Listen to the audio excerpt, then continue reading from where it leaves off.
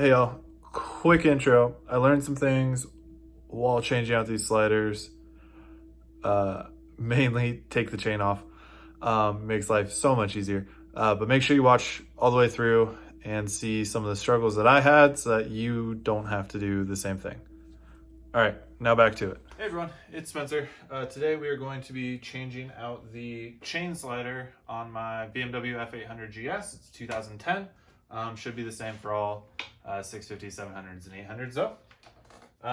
There are kind of 5 main parts from BMW. Your main slider, your one that goes underneath the chain down here, a couple spongy pads, and then you have some oval washers that get inserted into the chain slider. Tools needed today are pretty simple. We have a T25 Torx with an extension, pretty much used everywhere. 2 13mm wrenches to undo the tension on your chain, and then a 24mm socket with a breaker bar, or however you loosen your axle.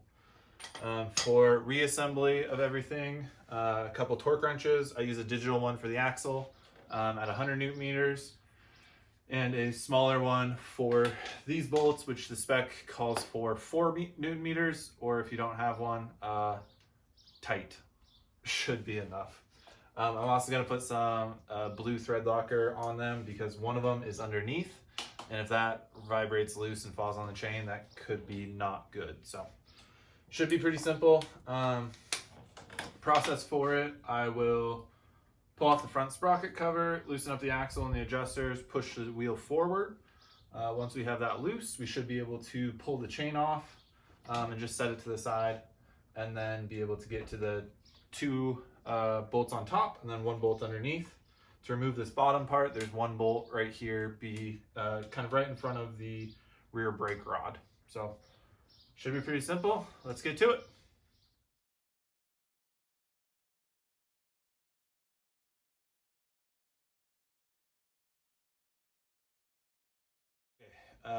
Axle's loose and forward, kind of a pain.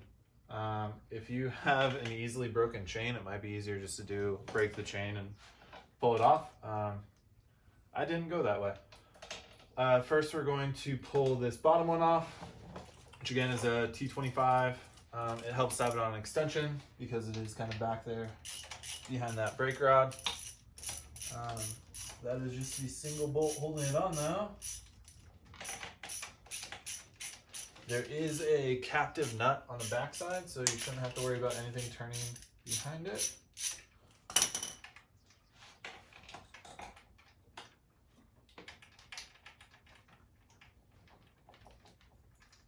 And then it'll just kind of work its way out somehow.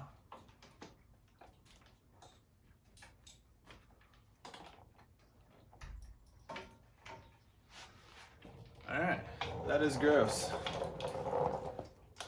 Years of dirt and crap built up on it. This piece doesn't look all that worn compared to the other one. There is a big groove in it, but not terrible. For the next piece, there's going to be there's going to be 3 bolts you have to take out. 2 on the top. Let's see, it goes this way. 2 on the top, so back here, and then 1 underneath, back here. Let's go ahead and get those out.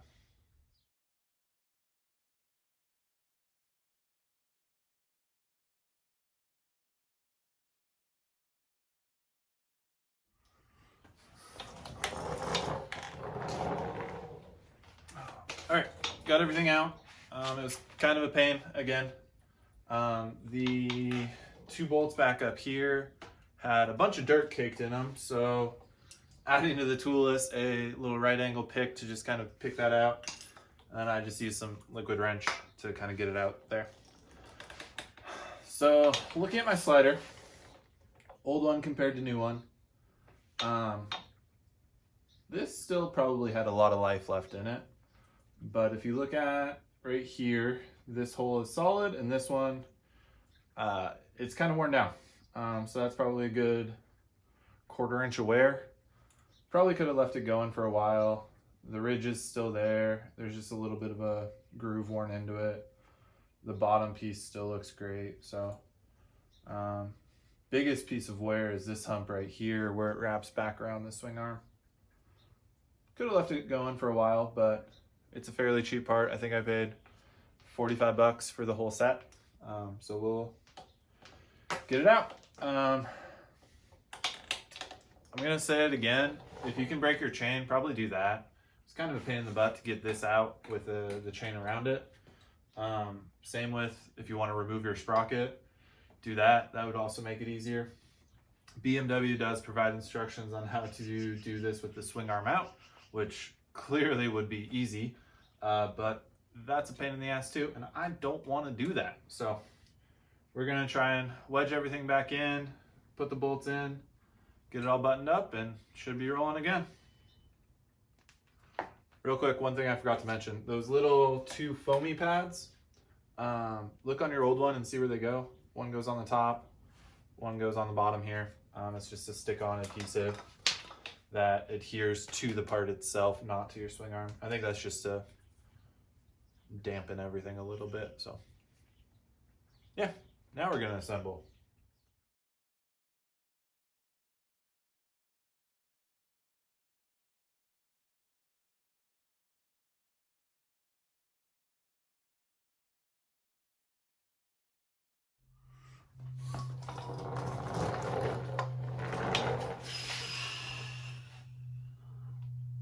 Holy crap, that was a pain in the ass.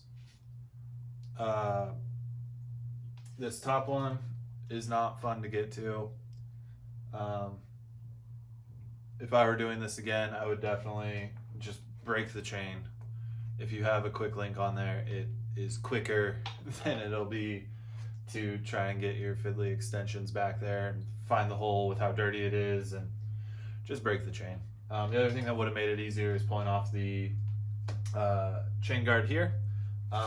There is a bolt back through one of those holes, and my Torx bit is short and wouldn't fit through there, so I didn't do that. That also would have helped. Only thing I have left to do is put the sprocket cover back on and set my chain tension and tighten up the axle, which I'm not going to show you because you should know how to do that already. If you have any questions, leave them below. Feel free to leave comments. And final thought is just don't do this unless your chain guard or your chain slider is in pretty bad shape. Looking at mine now, I would have waited. It hasn't worn through anywhere.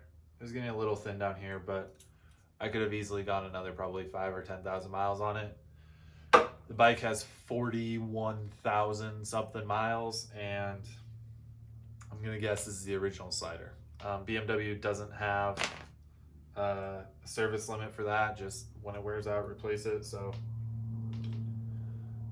don't do it. Thanks for watching.